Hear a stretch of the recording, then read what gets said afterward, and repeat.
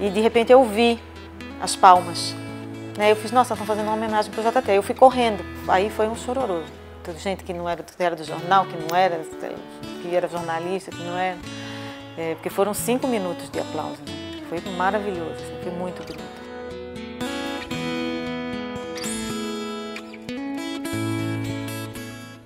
O Júlio Neto me chamou e me disse, olha, nós queremos fazer um vespertino.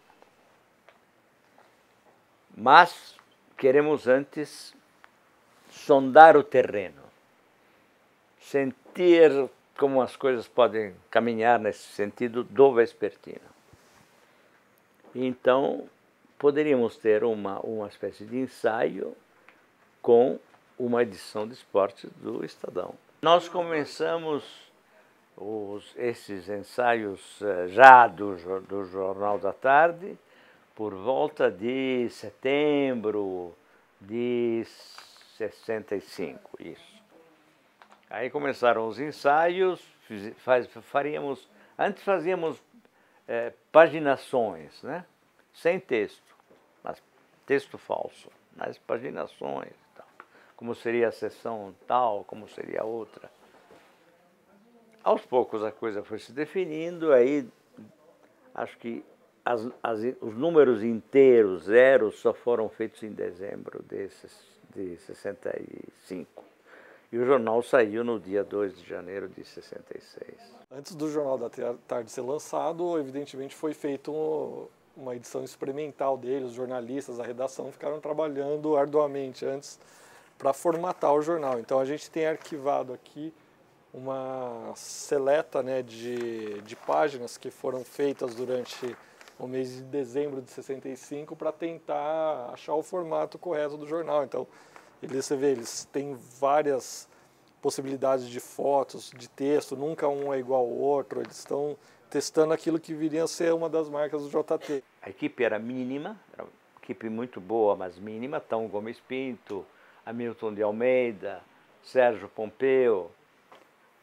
Mas, aos domingos, para fechar o grosso do jornal, enfim, para a batalha final, vinha uma turma grande de jornalistas, Rolf Kuntz, Emílio Matsumoto e muitos mais. O Bino era o comandante, o Murilo era o secretário, eu era um dos meninos ali, entendeu? Eu, como redator internacional, eu cheguei ainda na fase da produção de números zeros, então eu escrevi muita matéria no começo ali, que não eram publicadas, eram só para ser discutidas e já buscando o formato do jornal.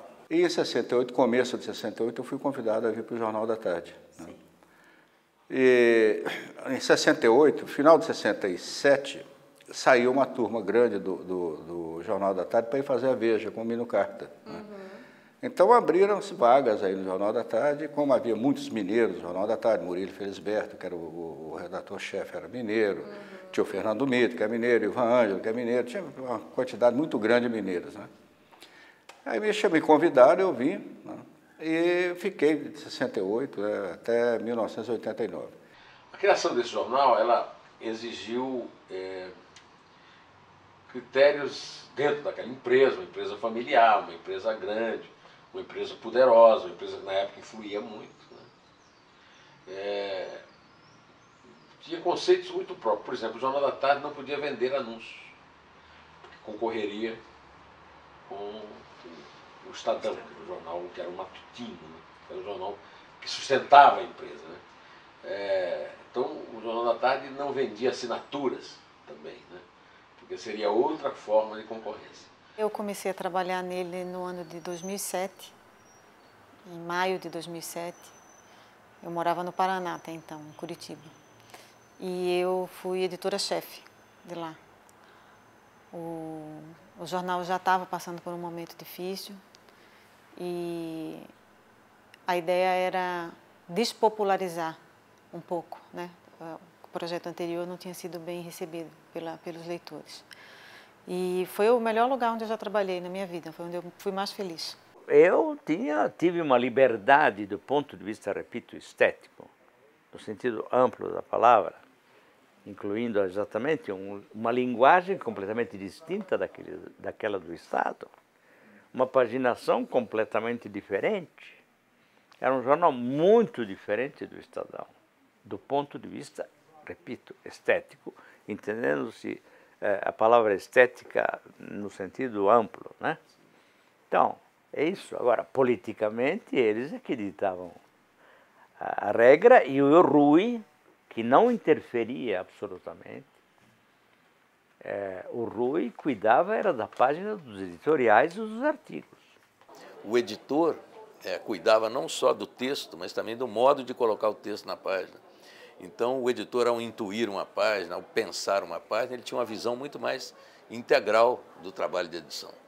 É muito diferente do sistema antigo, que o editor pegava lá todas as matérias, prontinhas, sentava lá na mesa do lado do diagramador e o diagramador ia fazendo a página. No Jornal da Tarde, não. A página era pensada como um todo, né? Fundo e forma ali.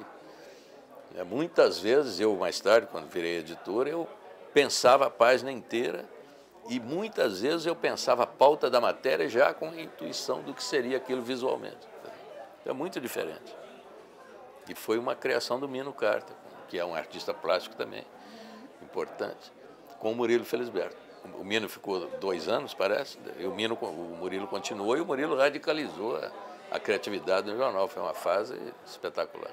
Trouxe essa nova cara também do jornal, mais vivo, uma diagramação mais aberta, muita foto e tal, que era para atrair o público à tarde, né, do jornal, um público que era mais popular, que não era um público que lia muito também o jornal matutino. O Jornal da Tarde tentou trazer para a imprensa brasileira aquele estilo literário do jornalismo americano. O Jornal da Tarde radicalizou o uso da foto, né? Muitas vezes a foto falava sozinha na primeira página, né? Aquela página aquela sequência de páginas das diretas, por exemplo, né? É uma sequência que ficou famosa, né? A primeira página era uma foto que tomava isso aqui, ó, tomava a capa e o verso. A capa era isso. Foi uma foto só, né? Então é uma forma radicalíssima, né, de fazer uma capa. O Jornal da Tarde fazia isso. Depois, no segundo dia, foi essa capa fotografada e colocada no espaço normal da capa. No terceiro dia foi a capa toda preta, porque a emenda das diretas caiu. Então mostra o radicalismo do visual do Jornal da Tarde. Ele comunicava, muitas vezes, sem palavras, né? Aquela foto do menino chorando na Copa é outra prova disso. O Brasil perdeu, né? Eu saí de casa para ir para o jornal e fui pensando, né, o que eu vou colocar na capa do caderno de esportes. Aí eu fui com aquilo, nos 20 minutos, 30 minutos que separava minha casa do Jornal da Tarde, eu fui pensando o que título que eu ia colocar na capa do caderno, né? Quando eu cheguei na redação, eu liguei para o Roberto Avallone, eu era o editor de esporte, o Avallone era o subeditor. Aí liguei para o Avallone, conversando e tal, falei, Avallone, eu preciso de alguma coisa que dê a imagem dessa derrota, né? Ele falou, eu vou conversar com os fotógrafos, era o Manente e o Alfredo Rizzuti, os dois, o Reginaldo Manente e o Alfredo Rizzuti, os dois fotógrafos que estavam lá. Bom, quando foi daí, foi mais tarde, eu recebi as fotos. As fotos chegavam, eram radiofotos, elas chegavam no Jornal da Tarde e faziam a cópia e as mesmas cópias que iam para mim no Jornal da Tarde iam lá para o Estadão também. Né? E chegou lá no Jornal da Tarde, estavam trabalhando comigo no fechamento do Caderno de Esportes, 2 outros jornalistas, o Anélio Barreto e o Sandro Vaia. Né? E aí eu comecei a olhar as fotos, né? E aí eu vi a foto do menino e eu falei com os dois, falei, olha a nossa capa aqui. Ela foi a capa mais comentada, acho que a primeira página mais comentada de toda a imprensa brasileira, e ela não nasceu para ser a primeira página. Com manchetes fortíssimas, até hoje me lembro do nariz do Maluf crescendo nas páginas, como fosse um nariz de Pinóquio, né? Até hoje me lembro de várias matérias do JT que marcaram épocas, matérias investigativas. O JT estavam ali os melhores jornalistas do Brasil.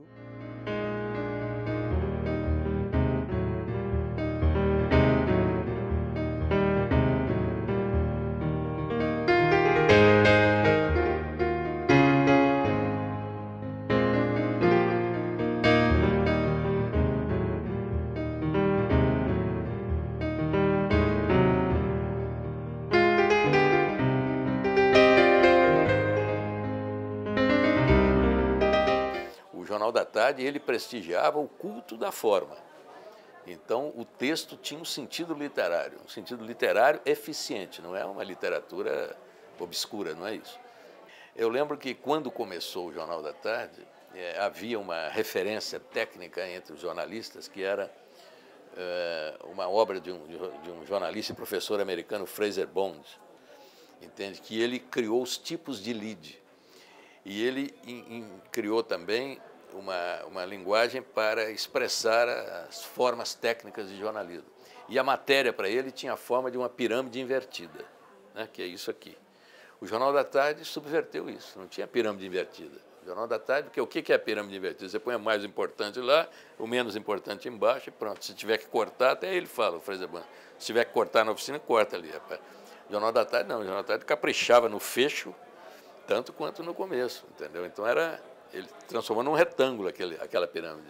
Eu sempre falava nas reuniões de pauta, sabe aquela pauta que você fala no bar e fica louco porque o chefe não deixa fazer? Eu disse, então, vamos fazer.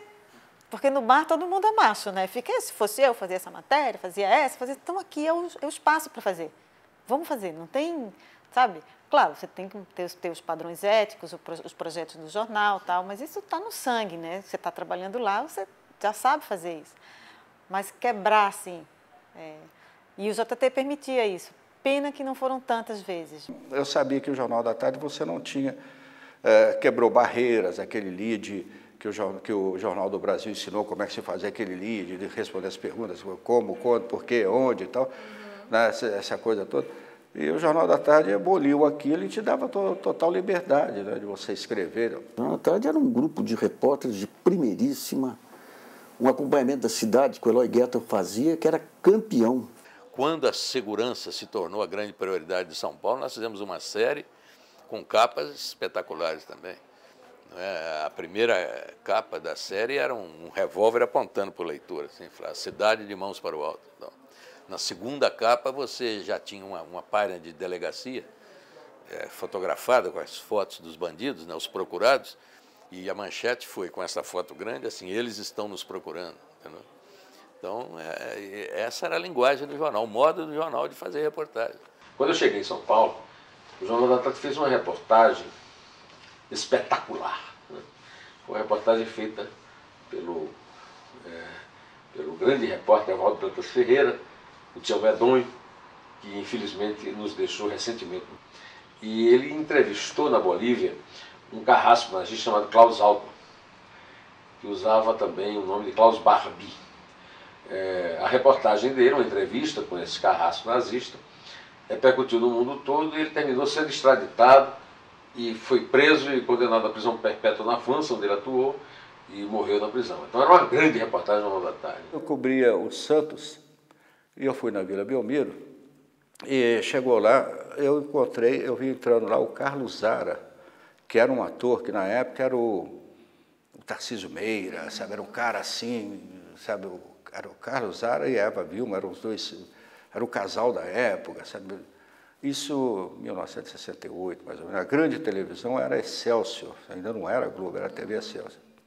Falei, o que o Carlos Zara está fazendo aqui, né? Mas aí daí a pouco eu olho, está chegando um repórter da Folha da Tarde e ele colou em mim. Né? Falei, o que é que eu vou fazer isso aí, né? E o cara colou mesmo. Né? Falei, puta, eu vou ter que... Né? Aí eu consegui. Falei, eu tinha umas boas fontes lá na Vila Belmiro, eu consegui encostar num cara lá e falei sem o cara perceber, né? Eu falei, eu vi o Carlos Zara aqui, o que ele está fazendo? Eu falei assim, alguma coisa envolvendo o Pelé, eles são reunidos lá em cima. O presidente do Santos, Garotinha Jorge Cury, o Carlos Zara e o Pelé. Falei, puta, isso aí é um negócio... Né? Aí o que eu fiz? Eu chamei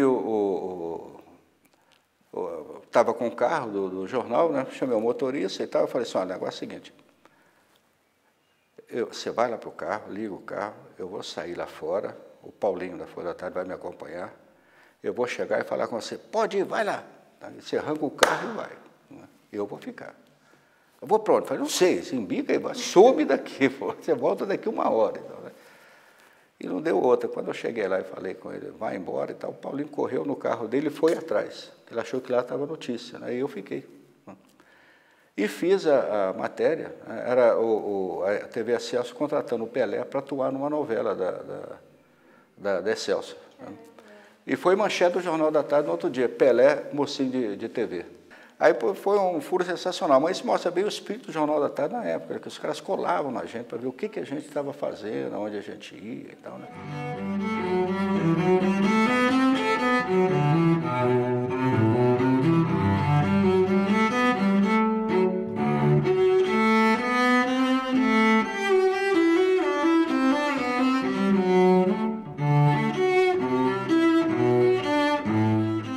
Quando ele morreu, ele já estava morto, né? Aquilo ali, o último Jornal da Tarde que eu vi não tinha nada a ver com o Jornal da Tarde. O próprio leitor começou a questionar porque não via, tentou renovar a assinatura e não conseguiu. Aí ligou para lá para perguntar, e aí a gente sem ter resposta, né? Um repórter do JT ouviu, né, o boato e, excelente repórter, tentou fazer uma assinatura do jornal. Ligou para fazer uma assinatura. E a atendente disse que não estava mais vendendo assinatura, que o jornal, que ele podia oferecer uma do Estadão, porque o jornal ia parar de circular.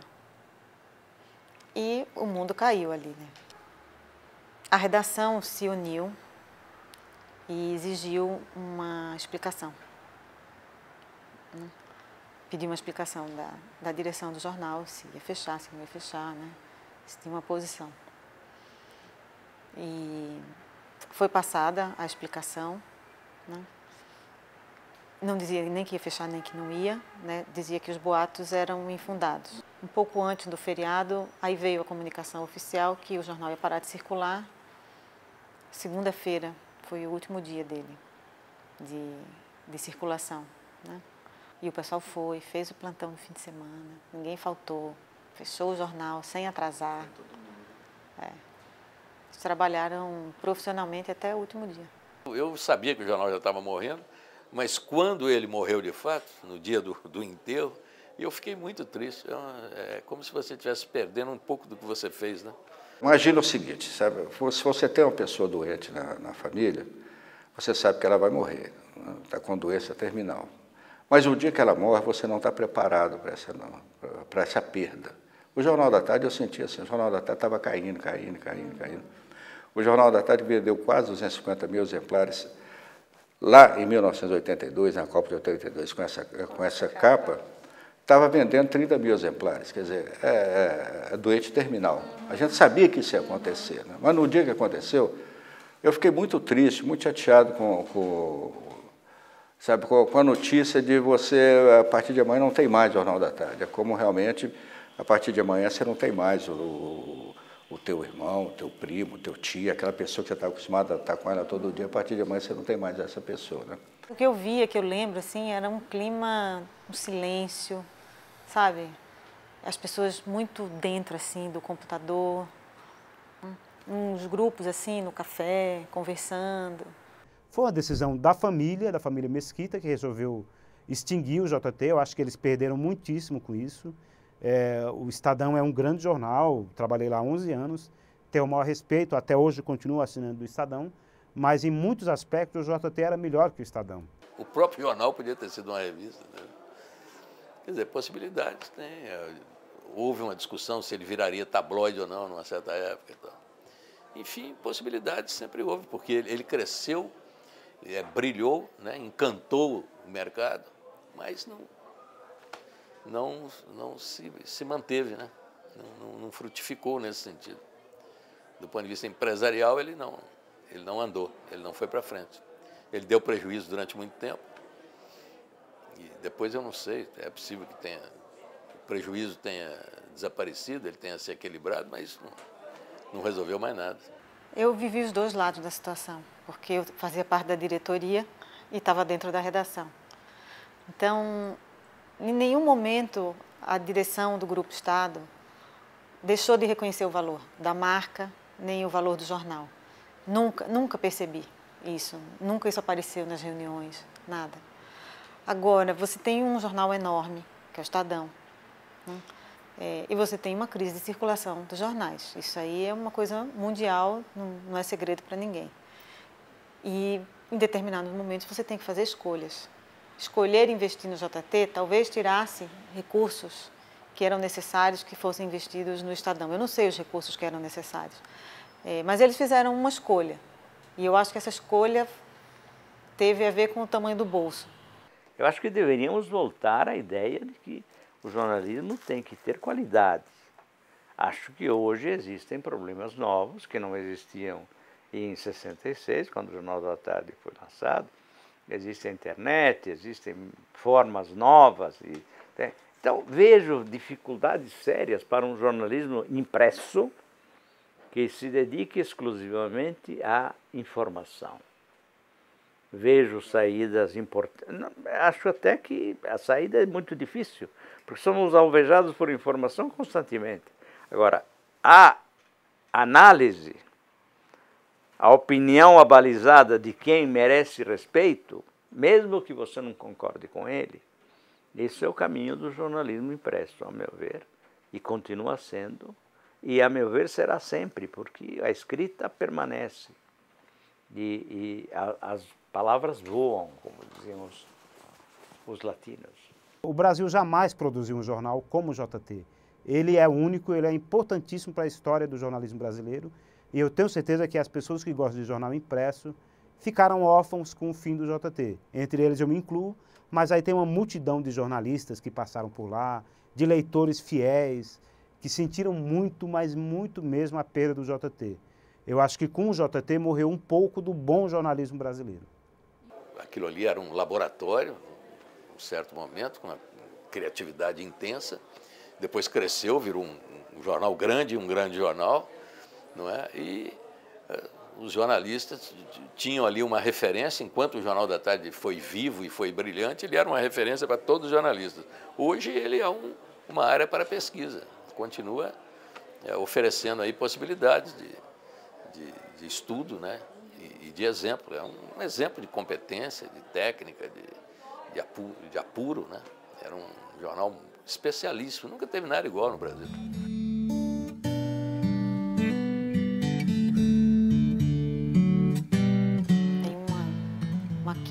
Tinha uma química ali, não sei o que era, uma mágica, uma coisa que você entrava e era feliz. De todas as redações que eu passei, foi a mais alegre, a mais criativa, a mais vibrante. Bem, o JT, eu ouso dizer que ele é um dos mais importantes jornais para a história do jornalismo no Brasil. Para os jornalistas e para os estudantes de comunicação, é o Jornal da Tarde. Foi realmente muito marcante aquilo. É um casamento que a paixão continua, não para. E, então eu continuei apaixonado pelo Jornal da Tarde até o final do Jornal da Tarde. Mas houve um momento ali que tinha talvez a redação mais brilhante do Brasil reunida ali.